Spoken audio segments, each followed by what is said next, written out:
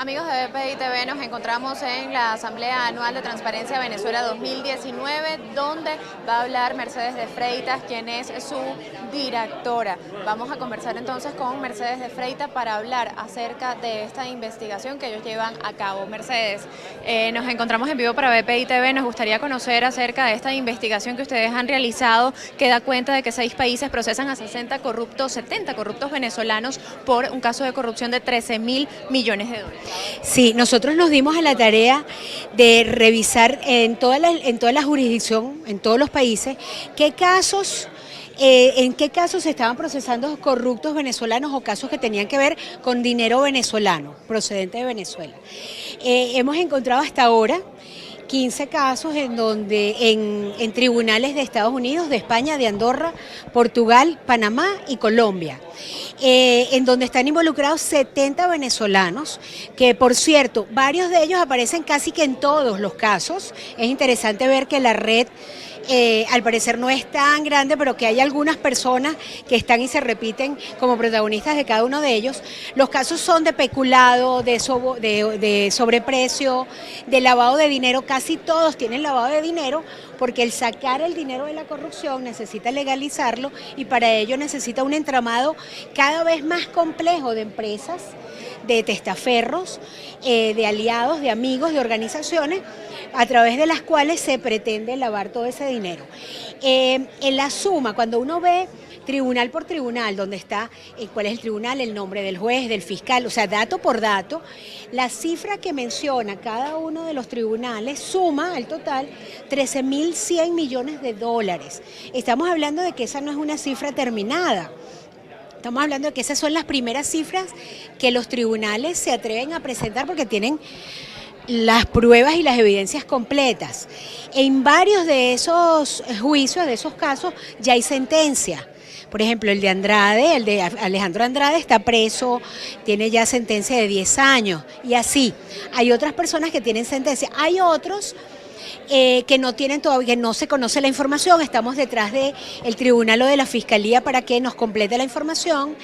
Hay otros que tienen orden de captura, que están escondidos, no se sabe dónde, pero sabemos además que hay muchos más casos que están en los que las fiscalías de otros países están intentando de evidenciar cuál es el delito precedente al lavado de dinero. Hay casos que nos han dicho en las fiscalías de España, de Estados Unidos, de Panamá o Colombia, que tienen las evidencias, tienen el caso. Hay evidencias de lavado de dinero.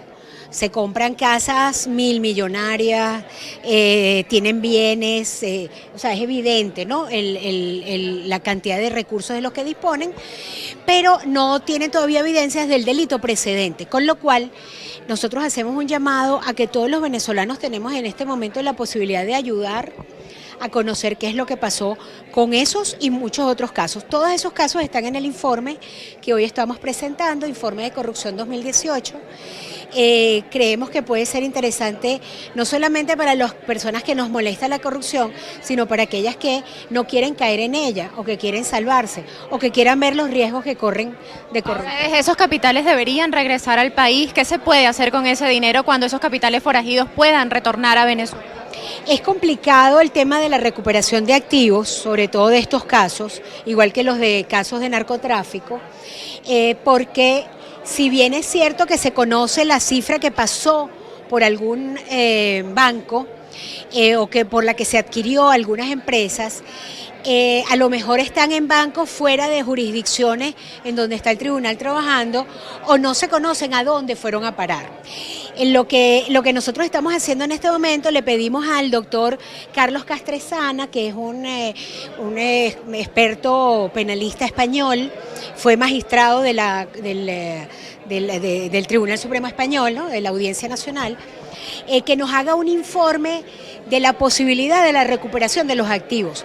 Hay activos que son muy fáciles de recuperar, pero otros que son mucho más complicados porque no se sabe en dónde se encuentran, y los bancos proactivamente no van a decir dónde están los fondos, porque si ellos sabían que esos fondos eran ilegales, el decir que los tienen los ponen en un compromiso y en un riesgo de sanción importante. Ahora, ¿se tiene establecido a qué periodo de tiempo corresponde este desfalco de 13.000 millones de dólares y cómo impacta estos hechos de corrupción también en otros países de la región? Sí, bueno, mira, con la primera pregunta hay diferentes casos. Hay casos que tienen más de 10 años, como el caso de Alejandro Andrade, que el caso tiene que ver con su posición de privilegio cuando era tesorero de la nación y los negocios que hizo para que sus aliados o sus testaferros o sus amigos pudieran obtener bueno, por el manejo de los bonos, pero también obtener por créditos, dólares preferenciales. Pero hay otros más recientes, ahí el de Moneyfly es el de 2014, hay unos del 2017, entonces las fechas son distintas.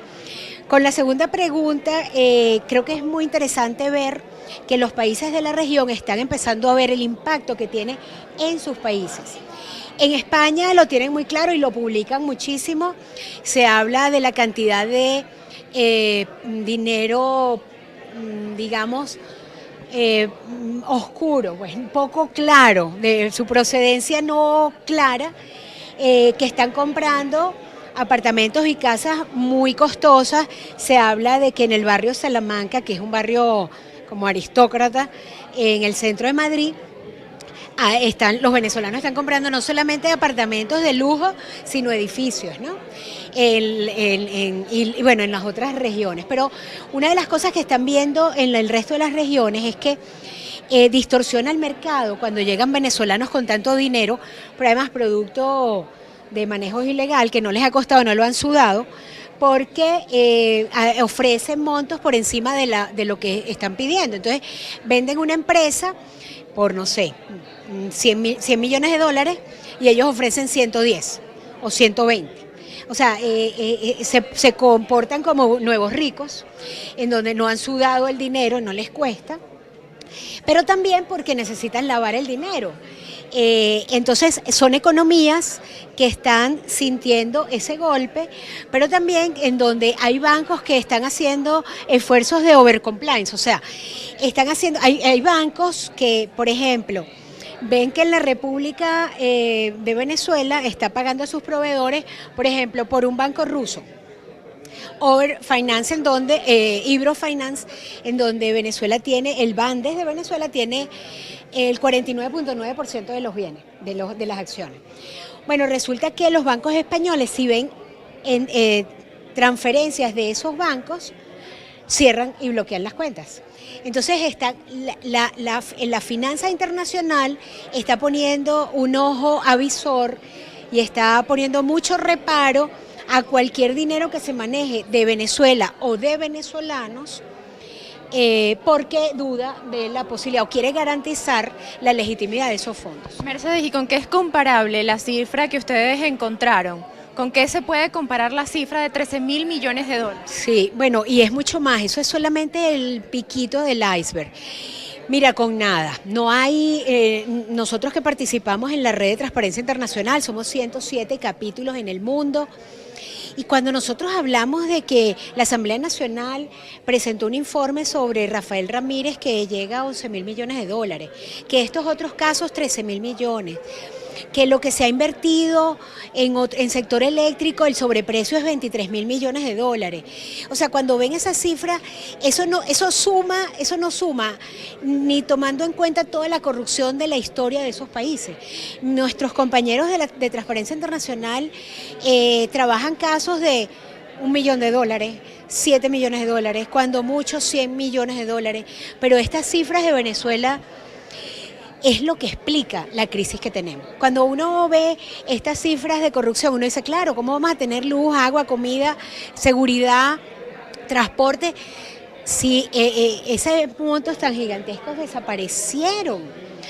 Es tarea nuestra, primero, crear todo un sistema de prevención, que no vuelva a ocurrir, que se pare de una vez, que cuiden cada bolívar, porque ahora se necesita cada bolívar, pero también un sistema antiimpunidad que empiece a investigar y a sancionar a todos estos corruptos.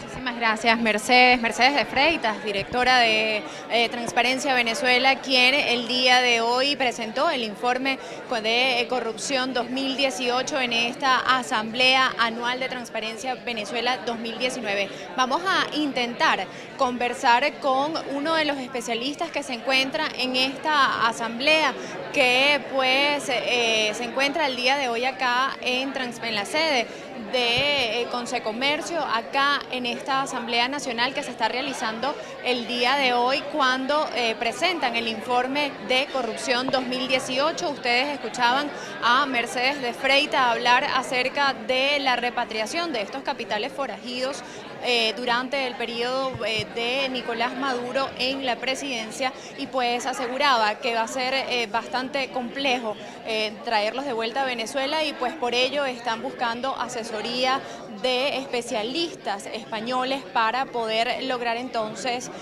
recuperar estos capitales y traerlos a Venezuela.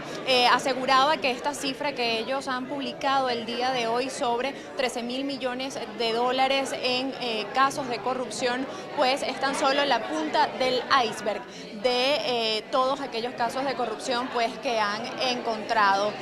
Nosotros vamos a intentar conocer declaraciones de Luis Butó, quien es especialista en temas militares, para conversar acerca del panorama militar que se desarrolla en nuestro país en tiempos donde el pasado 30 de abril pues se conoció la adhesión de un grupo de funcionarios militares a la causa del presidente encargado Juan Guaidó.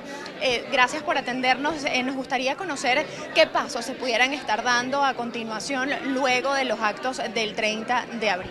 Bueno, obviamente, por un lado, el gobierno constituido va a tratar de reforzar su proceso de control de la Fuerza Armada, de evaluar detalladamente el comportamiento del alto mando de la Fuerza Armada, a ver hasta dónde se mantiene la adhesión.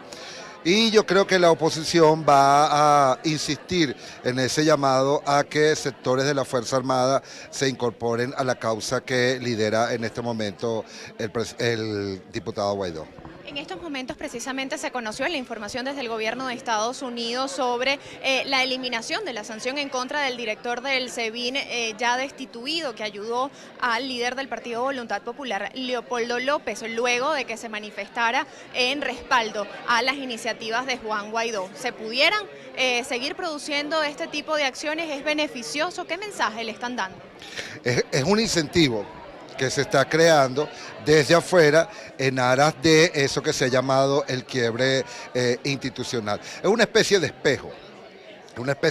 Para que se vean militares y miembros del gobierno que han sido sancionados y vean que en la medida en que asuman una postura distinta frente a los desarrollos, a los acontecimientos que se están desarrollando, pues puedan cambiar su posición y puedan obtener un beneficio, que es un poco lo que se dijo con la ley de amnistía y este tipo de mecanismos. En todo caso, el estímulo es parte de los mecanismos que tiene la comunidad internacional para buscar esas nuevas adhesiones a la causa de la democracia en Venezuela. Sobre la base de su experiencia y análisis, esta decisión esto que ellos han denominado el quiebre de las Fuerzas Armadas, ¿se estaría produciendo, señor Butó?